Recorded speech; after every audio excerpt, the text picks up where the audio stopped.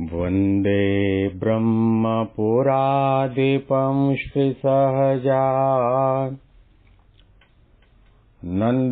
च मूलाक्षरम् श्रेयस्कारणसद्गुणैकनिलयम् श्रेयप्रागजिह्वावत ब्रह्मोपासनधारकं गुरुहरिं यज्ञं तथा योगिनं प्रत्येवं प्रमुखं महन्तमनिशं श्रेये स्वरूपं बुधा। મહિમાનો મહિમા પ્રવચન માળામાં આજે 16મી સપ્ટેમ્બર 2025 મંગળવારના દિવસે તમામ સંતો હરિભક્તોને મારા સાષ્ટાંગ પ્રણામ. જય સ્વામિનારાયણ. હેપી વચનામૃત દ્વિશતાબ્દી મહોત્સવ.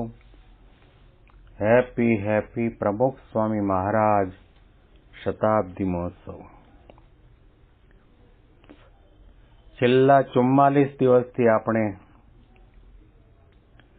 ભગવાનની કૃપાથી ભગવાને સ્વયં ઉચ્ચારેલું ગઢડા અંત્યનું 26મું વચનામૃત, મન ઇન્દ્રિયોને દાબીને વર્તે તેવા સંતનું સાંભળી રહ્યા છીએ. અતિ અગત્યનું અને અતિ મુદ્દાનું વચનામૃત છે. શક્ય હોય તો કંઠસ્થ કરવા જેવું વચનામૃત છે. મહારાજના આમાં ઉચ્ચારેલા એક શબ્દને ધારવાની, વિચારવાની અને શબ્દની ભીતરમાં જઈને મહારાજનો રદગરદ અભિપ્રાય, સિદ્ધાંત, રહસ્યને સમજવા માટેનો પ્રયત્ન કરવાની જરૂર છે. શ્રીજી મહારાજે કૃપા કરીને કહ્યું કે અમને સાધના માર્ગમાં સાધના કરતા કોઈ પણ સંત કે ભક્તના હૈયામાં કોઈ પણ પ્રકારનો નાનો મોટો અહંકાર હોય તે અમને ગમતો જ નથી. સાથે સાથે દંભ પણ નથી ગમતો. દંભી દેખી રે રહે દયાળુ દૂર. ભગવાન એની સામું જોતા નથી, નજર આપતા નથી, એના ઉપર કરુણા વરસાવતા નથી. કારણ કે દંભે કરીને ધર્મનું પાલન કરતો હોય, દંભે કરીને જ્ઞાન પ્રવચન કરતો હોય, દંભે કરીને સેવા સત્સંગ કરતો હોય, એ પણ પોતાને સત્સંગની અંદર, સમાજની અંદર મોટપ મેળવવા માટે, પોતાની મોટપ અને વાહવા વધારવા માટે આજે સમાજમાં, સત્સંગમાં ઘણો મોટો વર્ગ એવો છે, કોઈને સારા થવું નથી, સારા દેખાવાના પૂરેપૂરા પ્રયત્ન કરે. તિલક ચાંદલો પણ સારા દેખાવા માટે ગળામાં કંઠી ઘણા લોકો તો પોતે બહાર રાખીને જ ફરતા હોય. સારા દેખાવાના પૂરા પ્રયત્ન. સારા થવું છે એવો વિચાર જો દિવસમાં એક વખત પણ આવી જાય તો જીવન ધન્ય બની જાય. સારા થવું એટલે ભલે પછી આપણા લગર વગર કપડાં હોય, ભલે પછી આફ્રિકાના કાળિયાને શરમાવે તેવા આપણા કાળા ચામડીના રંગ હોય, સિસ્ટમને પણ શરમાવે એવું શરીર હોય, ભલે કદાચ વાંચતા લખતા આવડતું ન હોય, ભલે કદાચ બીજું કંઈ પણ આપણને આવડત, કળા, ચતુરાઈ ન હોય, પણ આપણામાં નિર્ધમપણું હશે, નિષ્કપટપણું હશે, આપણાની અંદર સરળતા હશે, દાસત્વ ભાવ હશે, તો સમજી લો કે આપણે ભગવાનના ભક્ત છીએ. ભગવાન 2 ડગલા આગળ આવીને આપણને પોતાના બાહુપાશમાં લેશે. કદાચ ઘણી વખત એવું પણ બને કે યોગી બાપા, પ્રમુખ સ્વામી મહારાજ કે મહંત સ્વામી મહારાજ સામાજિક રીતિ નીતિ અને વિવેક ખાતર સમાજના કોઈ પ્રતિષ્ઠિત માણસ હોય, સત્તાવાળા માણસ હોય, પૈસાવાળા હોય, આબરૂવાળા હોય, પણ લખણના પૂરેપૂરા હોય, પણ સત્સંગમાં આવ્યા પગે લાગવા માટે આવે ત્યારે સ્વામી એને હાર પણ પહેરાવે, આશીર્વાદ પણ આપે, પ્રસાદનો પડિયો પણ આપે, પોતાની બાજુમાં સોફા ઉપર પણ બેસાડે. આ બધો ગુણાતીત ગુરુ પરંપરા વિવેક બતાવે છે. અને આગળ કયો એવો જે ભક્ત સામાન્ય કક્ષાનો હોય, બહુ ગરીબ હોય, પહેરવાના જૂતિયા પણ ન હોય, રહેવાનું ઝૂંપડું પણ ન હોય, એના ઉપર આવા ગુણાતીત ગુરુ કે સંત માથા ઉપર હાથ મૂકે કે ના મૂકે તો પણ સમજી લો કે એના ઉપર 24 કલાક આ ગુણાતીત સંતોના અભયાસ્ત રહેલા છે. રાજીપો લીધો એટલે સમજી લો કે તમે ભગવાનના ભક્ત છો. તમારો નંબર ભગવાનની માળાના મણકામાં લાગે. દંભ શા માટે કરવો જોઈએ?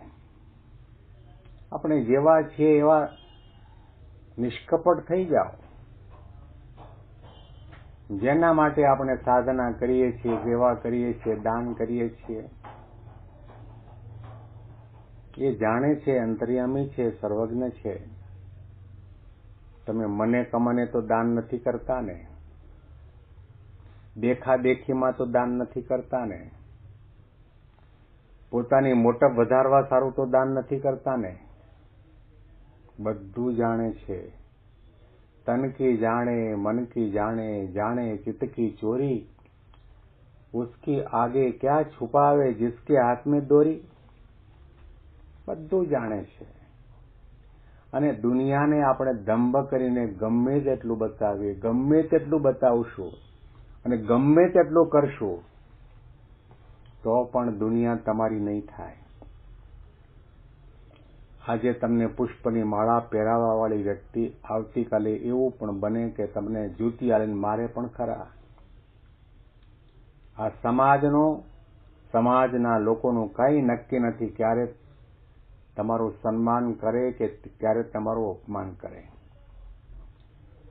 પ્રમુખ સ્વામી મહારાજ હંમેશા માટે કહેતા કે આપણે સમાજને, દુનિયાને રાજી કરવી નથી, આપણે ભગવાન અને સંતને રાજી કરવા છે. એ રાજી થાય તો સમજી લો કે તમારો બેડો પાર, તમારી સાધનાની સમાપ્તિ થઈ ગઈ.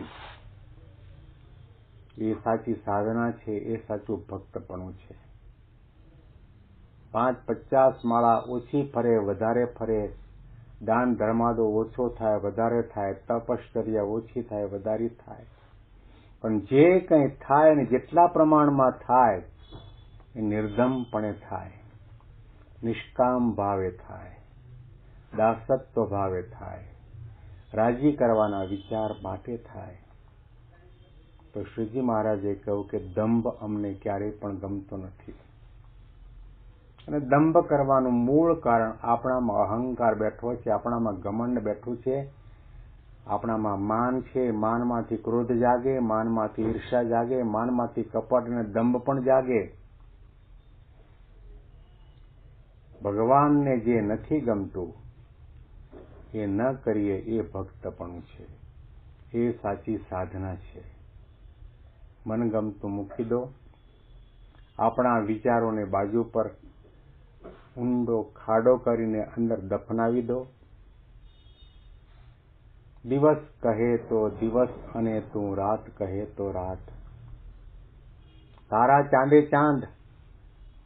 એમાં પછી તર્ક ન થાય, શંકા ન જાગે, ધોખો ન થાય, અણગમો ન થાય, અભાવ ન આવે, અરુચિ ન થાય. એમની રુચિમાં, મરજીમાં, ગમતામાં ભળી જઈએ એ ભક્તપણું છે, એમાં ભગવાન અને સંતોનો રાજીપો છે. મહારાજના શબ્દો ફરીથી આપણે વાંચીએ છીએ. પછી વળી શ્રીજી મહારાજે કૃપા કરીને એમ વાર્તા કરી છે, અમને અહંકાર ન ગમે તે અહંકાર ભક્તિપણાનો હોય, ત્યાગપણાનો હોય, વૈરાગ્યપણાનો હોય, બ્રહ્મપણાનો હોય, સમજણનો હોય, વર્તમાન પાળ્યાનો હોય. એ રીતનો જે અહંકાર તે અમને ન ગમે. અને દંભ ન ગમે. તે દંભ શું? તો પોતાના હૃદયમાં ભગવાનનો નિશ્ચય, ભક્તિ અને ધર્મ તે થોડા હોય અને બીજા આગળ પોતાની મોટપ વધાર્યા સારું ઉપરથી તો તેને બહુ જણાવે તે ન ગમે. અને પોતાને અને ભગવાનને જે અભેદપણે ભજે તે ન ગમે. હવે ત્રીજો મુદ્દો મહારાજ બતાવે છે. પોતાને અને ભગવાનને અભેદપણે માને. અભેદપણે એટલે શું? અહમ બ્રહ્માસ્મિ, હું પણ ભગવાન જ છું, હું પણ બ્રહ્મ છું. અને જ્યારે વ્યક્તિ પોતે પોતાને ભગવાન માને, બ્રહ્મ માને, તો સમજી લો કે એને ભગવાન વિશેનું દાસત્વપણું ટળી ગયું, એની ઉપાસના ટળી ગઈ. અહમ બ્રહ્માસ્મિ લઈને ફરતા હોય તો પછી એને માળા કોની કરવાની, ભજન કોનું કરવાનું, ધ્યાન કોનું કરવાનું, થાળ કોને કરવાનો, આરતી કોની કરવાની, માનસી કોની કરવાની? ઉપાસનાનો ભંગ થાય એ મહારાજને લેશ માત્ર પણ સાધના માર્ગમાં માન્ય નથી. અને ભગવાન સાથે અભેદ ભાવે વર્તતો હોય તો મહારાજે કહ્યું કે એના જેવો કોઈ પાપી નથી, નાસ્તિક નથી, ચાંડાલ નથી. ભગવાન એ ભગવાન. ગુરુ અને ભગવાનની કૃપાથી સાધના કરતા કરતા આપણામાં ભગવાન જેવા ઐશ્વર્ય આવી જાય તો પણ ભગવાનની સાથેનો દાસત્વ ભાવ ટળવો ન જોઈએ. હું જે કંઈ અત્યારે છું અને ભવિષ્યમાં કદાચ આનાથી પણ આગળ આધ્યાત્મિકતાના ઊંચામાં ઊંચા શિખર સુધી પહોંચી જાઓ તે કેવળ કેવળ કેવળ મારા ગુરુ અને મારા ઈષ્ટદેવની કૃપાના કારણે છે. બાકી હું કંઈ જ નથી, કંઈ જ નથી, કંઈ જ નથી. ઉપાસનાનો ભંગ જાગ્રત, સ્વપ્ન, સુષુપ્તિ અવસ્થામાં એક ક્ષણના માટે પણ થવા ન દે તો સમજો કે એ ભક્ત સાચો છે. ભૂલે પણ આપણામાં એવો પ્રકારનો ભાવ ન આવી જાય એનું પણ ઉપાસના માર્ગમાં જાણપણું રાખવાની જરૂર છે. આના અનુસંધાનમાં વિશેષ મહિમાની વાતો આપણે આવતીકાલના પ્રવચનમાં સાંભળીશું. તમામ સંતો હરિભક્તોને મારા સાષ્ટાંગ પ્રણામ. જય સ્વામિનારાયણ.